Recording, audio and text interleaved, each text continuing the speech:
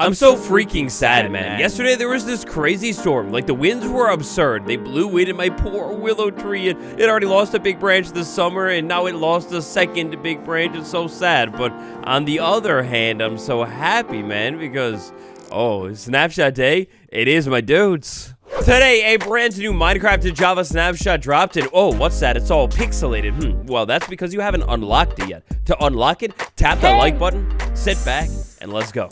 Now today, we begin with a detective lore because there is but one spot we can kick it off, and that is with a mystery. Inside of this week's snapshot, we have some redstone fixes and redstone changes. However, from the looks of the changelog, I cannot find said redstone fixes and changes quite literally anywhere. Like, unless these eyes are just scarred from the sadness, the willow tree incident of August 27, 2024, and they don't work anymore. I don't know. I can't find anything about redstone here. However, what I can find things about here is sheep. Inside of this week's snapshot, well, gosh, I've been on Bedrock lately. I almost called it the flattening, but it's not really that. It's more like the speeding up of development of features continues. The sheep now kind of has two separate loot tables in a way, at least how I interpret it. We have the loot table for the wool right there, and then we have the loot table for the mutton right there. Except what I said, throw it out the window, because the sheep now always has a single loot table. Those wool drops that we just talked about, they're now going to be merged into what is called a sub-loot table. However, on the technical side, they're just dispatched from the main table. The mutton drop is still controlled and always has been by the main loot table. But wait, what I said, add it back, because the sheep does kind of have two separate loot tables. We have the loot table when we unlife the sheep, that's loot table number one, and then we've got the second loot table, numero dos, when we shear the sheep. Aha, so there are two. Alright, now, in between this week and last week's snapshot video, I did a whole ton of trial chamber chambering. In fact, in this video right here, where we took a look at every single new room, little change in the trial chamber, including some secret ones. Well, when I was working on the video and setting up for the thumbnail, I was looking for a real hard cold encounter in the wild, and I've discovered that they are insanely rare. Like, I'm talking, I must have taken a look at like 50, and I found like 2 encounters the entire time. Maybe I have the worst luck in the world. Maybe this is bugged. Either way, here we are over at the Trial Chambers for this next one, because in this week's, that's it. In this week's snapshot, a huge bug with the breeze trial spawners has been fixed. Essentially, sometimes the breeze trial spawner, even though it definitely shouldn't do it, well, sometimes the breeze trial spawner would let out 2 breezes instead of the 1 that it is always meant to let out at a single given time. Given how, like, the whole breezes combat situation is, you know, it's kind of probably a little bit of a more enjoyable, better fight. If it's a one-on-one fight, excuse me, please just leave me alone. So, yeah, if you had that problem, maybe it was with an ominous breeze spawner, maybe it was just with a normal plain old one.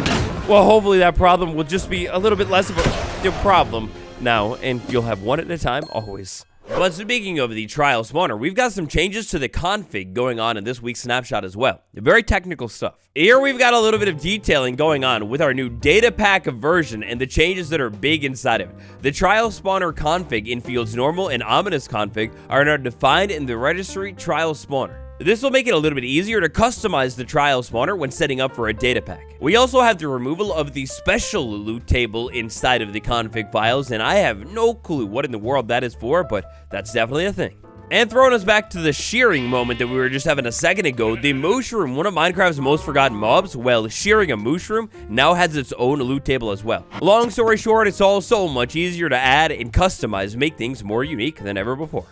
You know, now that I think about it, when all those technical experiments first popped up in the snapshots a couple of weeks ago, I'm kind of surprised raids weren't included in them. Based off of some of the things the devs have said before and just how they've been changed recently in 1.21, it seems like the devs maybe aren't exactly fully satisfied with raids and how they work. Well, in this week's snapshot, we have a couple of raid changes happening that might affect your farm. Let's say we had a villager relatively isolated out here in the middle of the ocean. Then I went ahead and drunk my ominous bottle, moved closer to the villager so I get a bad omen, and then waited around for the raid to begin. Well, if I want this raid to successfully begin, the raiders are now going to have a better chance than ever before to find a successful spot to spawn. However, this spawn location for the raid can be no more than 96 vertically above or below the village center.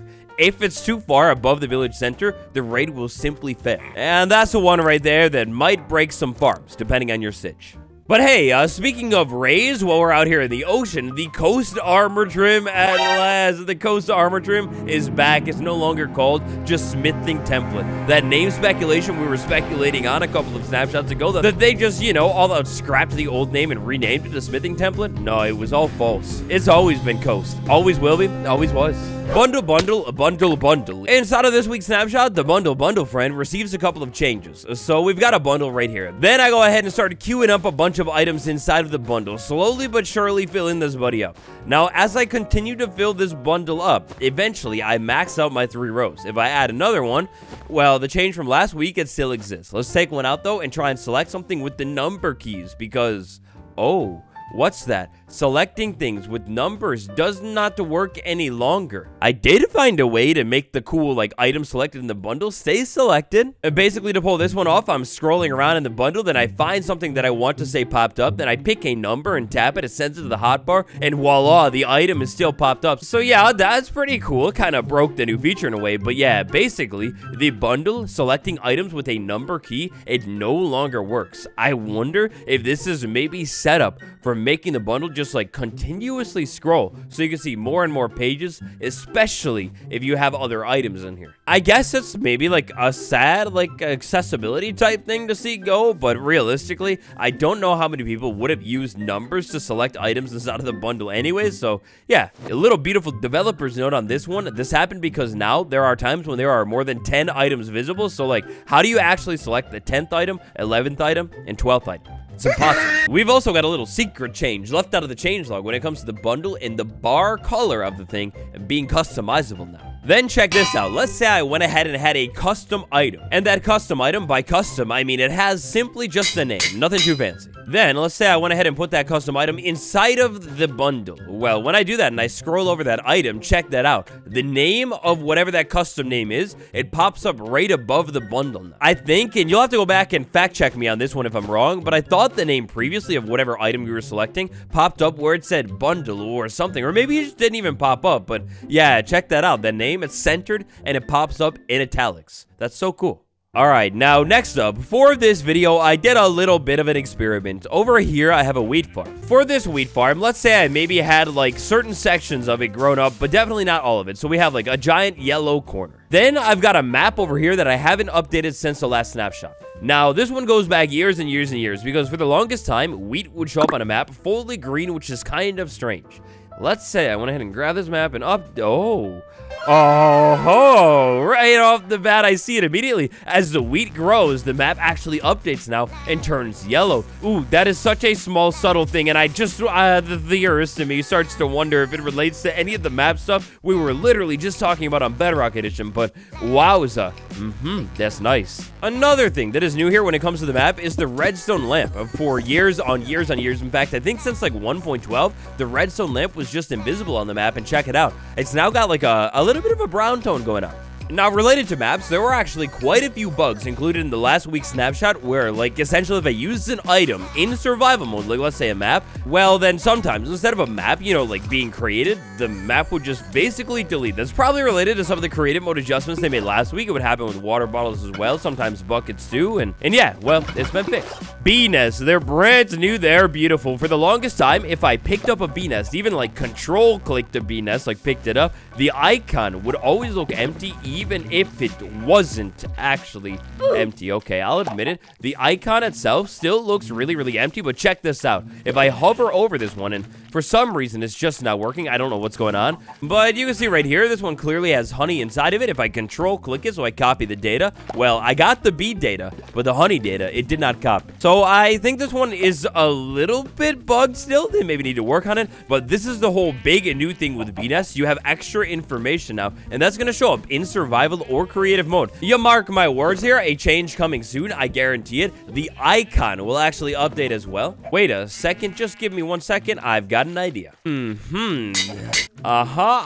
So here I have a Silk Touch axe. I should be able to pick this thing up if I Silk Touch it. Oh, there it is. That updated, that gorgeous item icon, honey. 5 out of 5. It is 5 out of 5. So control click and copying it in creative mode, it doesn't work. But if I pick things up like this all day long, the bee nest, the hive will now tell me what's going on inside of it. And those icons, the items, they look so good. All right, thank you all for your participation. You can just go ahead and go back now. Sorry. Ah, yes, the drowned. Minecraft's most ferocious. In this snapshot, the drowned gets a little bit more dangerous because these guys will now follow you and lock onto you in 1 deep water. Previously, to be safe from a drowned, kind of all you had to do is move out of the deep ocean into a shallow bit, and the drowned would basically just give up. It wouldn't care to walk over to you and get you. Well, yeah, now it definitely does, which is going to make it a little bit more dangerous. Now, what I want to see what happens is, what if we had, say, a trident drowned? No, a trident drowned. If I had a trident drowned standing there in the 1 deep water, what does it think about me? Nothing.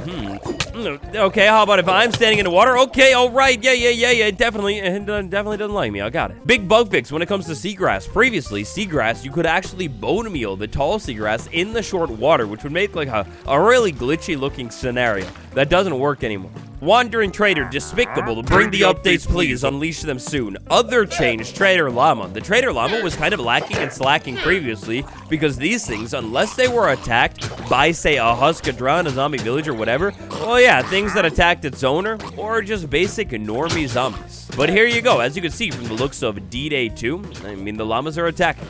Alright, so as you can see, today's snapshot in the grand scheme of things is a little bit of a smaller one. It doesn't seem that there are any minecart changes at all, which is so sad, but maybe, fingers crossed, this snapshot, it's a small but necessary snapshot stepping up towards a large, great one that will happen next week, right? Right? Yeah, definitely right. Now, I hate to end on such an illogical note, but here, let's take a look at the salmon really quick, because sometimes, you know, we can get small salmon now, we can get really large salmon. Yeah, here we go. Okay, so check this out. With a water bucket, just a single one, I can go ahead and pick that salmon up. It's in the bucket. Then I can go ahead and drop that salmon down, and yes, the salmon now retains its size. Previously, when I picked up a salmon in a bucket here and then dropped it back down, the salmon wouldn't retain its size. So you can kind of see what happens there, especially with the small one. It like glitches to the normal size and then goes, oh wait, yeah, I'm tiny. A little glitchy, sure, but I mean, hey, at least it's better than nothing, right? And the Minecraft devs, I'm still not letting you forget about this one. What happened to the squid changes from a couple of weeks ago? Please, let us breed baby squid. Let's go, it's time. I mean, if you want to talk about making things consistent, essentially almost every other passive mob in the game can breed. So come on, this is game breaking and it's disgusting. Anyways, that's just about all that I have for you today. If you enjoyed the snapshot video or you'd like to send respects to my willow tree, then tap the like button and subscribe. Next up, check out yesterday's banger, our last week's snapshot, and I will see you all tomorrow. Goodbye.